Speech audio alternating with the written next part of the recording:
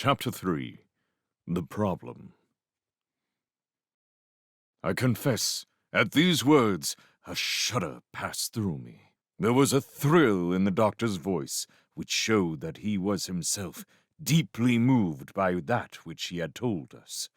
Holmes leaned forward in his excitement, and his eyes had the hard, dry glitter which shone from them when he was keenly interested. You saw this, as clearly as I see you, and you said nothing? What was the use? How was it that no one else saw it?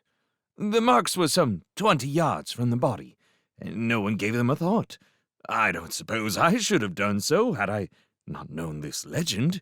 There are many sheepdogs on the moor? No doubt, but this was no sheepdog. You say it was large. Enormous. But it had not approached the body. No. What sort of night was it? Damp and raw. But not actually raining. No. What is the alley like? There are 2 lines of old yew hedge, 12 feet high and impenetrable. The walk in the center is about 8 feet across. Is there anything between the hedges and the walk? Yes, there is a strip of grass about 6 feet broad on either side.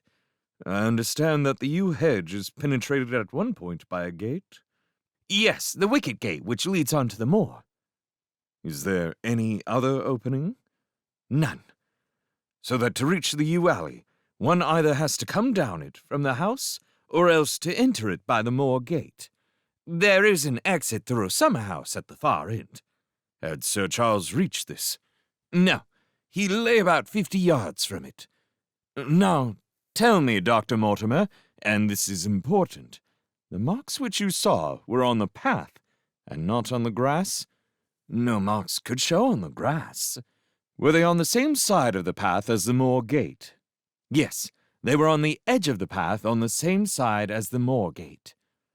You interest me exceedingly. Another point. Was the wicket gate closed? Closed and padlocked. How high was it? About 4 feet high. Then anyone could have got over it. Yes. And what marks did you see by the wicket gate? None in particular. Good heavens! Did no one examine? Yes, I examined myself. And found nothing. It was all very confused. Sir Charles had evidently stood there for 5 or 10 minutes. How do you know that? Because the ash had twice dropped from his cigar. Excellent! This is a colleague, Watson, after our own heart. But the marks. He had left his own marks all over that small patch of gravel. I could discern no others. Sherlock Holmes struck his hand against his knee with an impatient gesture. If I had only been there, he cried. It is evidently a case of extraordinary interest, and one which presented immense opportunities to the scientific expert.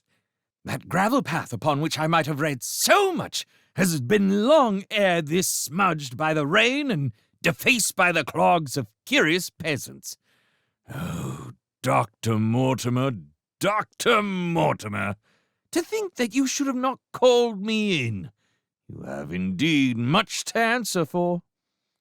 I could not call you in, Mr. Holmes, without disclosing these facts to the world, and I have already given my reasons for not wishing to do so. Besides, why do you hesitate? There is a realm in which the most acute and most experienced of detectives is helpless. You mean that the thing is supernatural? I did not positively say so. No, but you evidently think it. Since the tragedy, Mr. Holmes, there have come to my ears several incidents which are hard to reconcile with the settled order of nature. For example? I find that before the terrible event occurred, several people had seen a creature upon the moor which corresponds with this Baskerville demon, which could not possibly be any animal known to science. They all agreed that it was a huge creature, luminous, ghastly, and spectral. I have cross-examined these men, one of them a hard-headed countryman, one a farrier, and one a moorland farmer, who all tell the same story of this dreadful apparition, exactly corresponding to the hellhound of the legend. I assure you that there is a reign of terror in the district, and that it is a hardy man who will cross the moor at night. And you, a trained man of science, believe it to be supernatural? I do not know what to believe. Holmes shrugged his shoulders. I have hitherto confined my investigations to this world, said he. In a modest way, I have combated evil, but to take on the father of evil himself would, perhaps, be too ambitious a task. Yet you must admit that the footmark is material. The original Hound was material enough to tug a man's throat out, and yet he was diabolical as well. I see that you have quite gone over to the supernaturalists. But now, Dr. Mortimer, tell me this. If you hold these views, why have you come to consult me at all? You tell me in the same breath that it is useless to investigate Sir Charles's death, and that you desire me to do it. I did not say that I desired you to do it. Then how can I assist you? By advising me as to what I should do with Sir Henry Baskerville, who arrives at Waterloo Station, Dr. Mortimer looked at his watch, in exactly 1 hour and a quarter. He being the heir? Yes. On the death of Sir Charles, we inquired for this young gentleman, and found that he had been farming in Canada. From the accounts which have reached us, he is an excellent fellow in every way. I speak now not as a medical man, but as a trustee, an executor of Sir Charles's will. There is no other claimant, I presume? None. The only other kinsman whom we have been able to trace was Roger Baskerville, the youngest of the 3 brothers, of whom poor Sir Charles was the eldest. The second brother, who died young, is the father of this lad Henry. The third, Roger, was the black sheep of the family. He came of the old, masterful Baskerville strain, and was the very image, they tell me, of the family picture of old Hugo. He made England too hot to hold him, fled to Central America, and died there in 1876 of yellow fever. Henry is the last of the Baskervilles. In 1 hour and 5 minutes, I meet him at Waterloo Station. I have had a wire that he arrived at Southampton this morning. Now, Mr. Holmes, what would you advise me to do with him? Why should he not go to the home of his fathers? It seems natural, does it not? And yet, consider that every Baskerville who goes there meets with an evil fate. I feel sure that if Sir Charles could have spoken with me before his death, he would have warned me against bringing this, the last of the old race, and the heir to great wealth, to that deadly place. And yet, it cannot be denied that the prosperity of the whole poor, bleak countryside depends upon his presence. All the good work which has been done by Sir Charles will crash to the ground if there is no tenant of the hall. I fear lest I should be swayed too much by my own obvious interest in the matter, and that is why I bring the case before you and ask you for your advice. Holmes considered for a little time. Put into plain words, the matter is this, said he. In your opinion, there is a diabolical agency which makes Dartmoor an unsafe abode for a Baskerville. That is your opinion? At least, I might go the length of saying that there is some evidence that this may be so. Exactly. But surely, if your supernatural theory be correct, it could work the young man evil in London as easily as in Devonshire. A devil with merely local powers like a parish vestry would be too inconceivable a thing. You put the matter more flippantly, Mr. Holmes, than you would probably do if you were brought into personal contact with these things. Your advice, then, as I understand it, is that the young man will be as safe in Devonshire as in London. He comes in 50 minutes. What would you recommend?" "I recommend, sir, that you take a cab, call off your spaniel who is scratching at my front door, and proceed to Waterloo to meet Sir Henry Baskerville." "And then?" "And then you will say nothing to him at all until I have made up my mind about the matter." "How long will it take you to make up your mind?" 24 hours. At 10 o'clock tomorrow, Dr. Mortimer, I will be much obliged to you if you will call upon me here, and it will be of help to me in my plans for the future if you will bring Sir Henry Baskerville with you." "I will do so, Mr. Holmes." He scribbled the appointment on his shirt cuff and hurried off in his strange, peering, absent-minded fashion. Holmes stopped him at the head of the stair. "Only one more question, Dr. Mortimer. You say that before Sir Charles Baskerville's death, several people saw this apparition upon the moor." "3 people did." "Did any see it after?" "I have not heard of any." "Thank you. Good morning." Holmes returned to his seat with that quiet look of inward satisfaction, which meant that he had a congenial task before him. "Going out, Watson?" "Unless I can help you."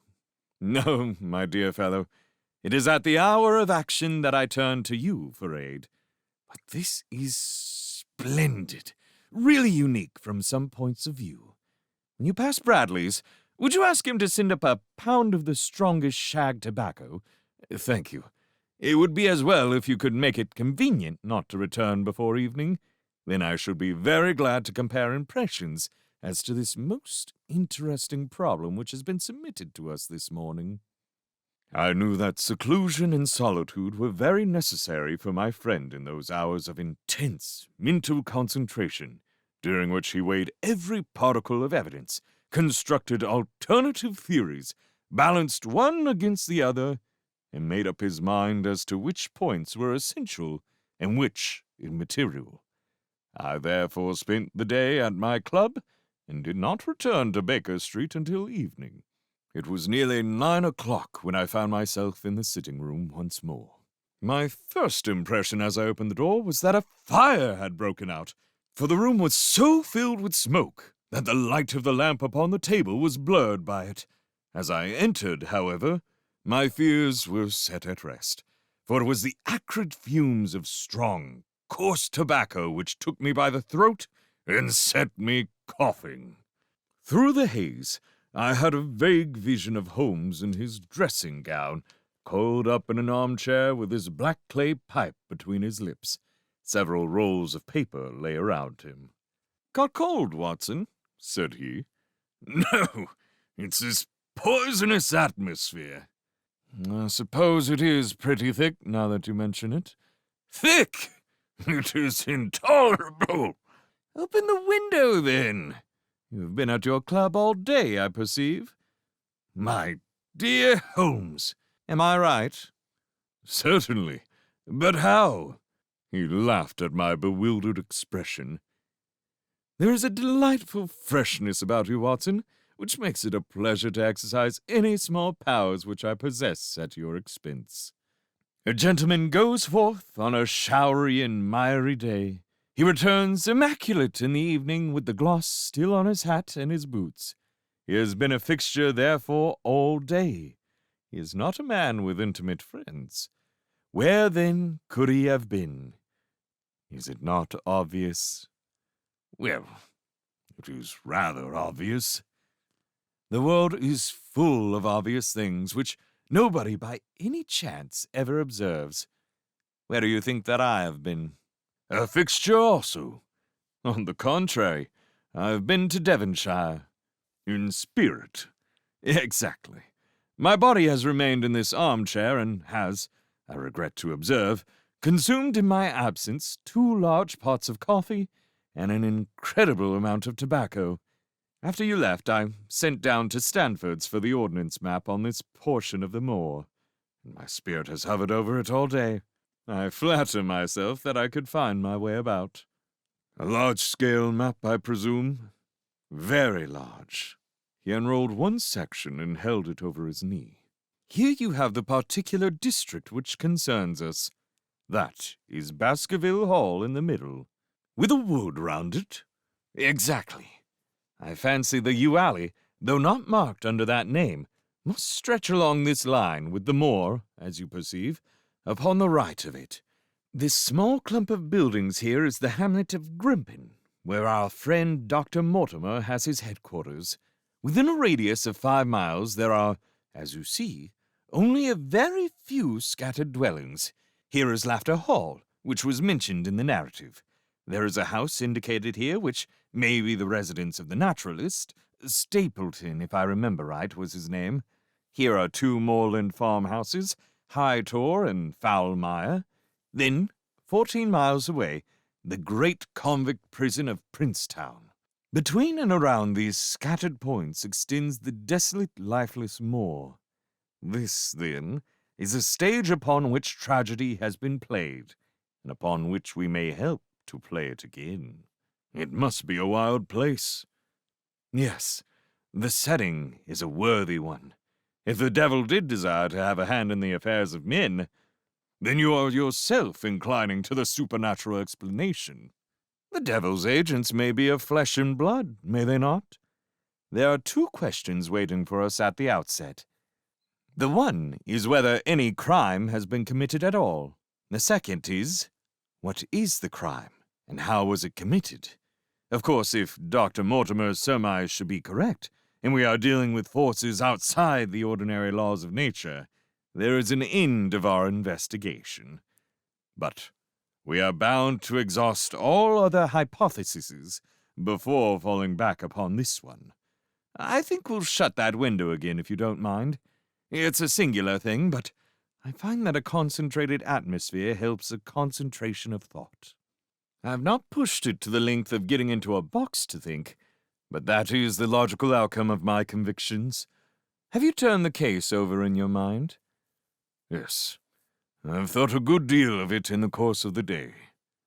What do you make of it?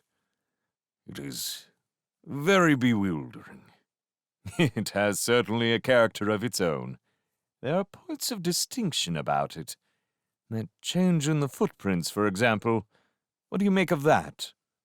Mortimer said that the man had walked on tiptoe down that portion of the alley. He only repeated what some fool had said at the inquest. Why should a man walk on tiptoe down the alley? What then? He was running, Watson. Running desperately. Running for his life. Running until he burst his heart and fell dead upon his face. Running from what? There lies our problem. There are indications that the man was crazed with fear before he ever began to run.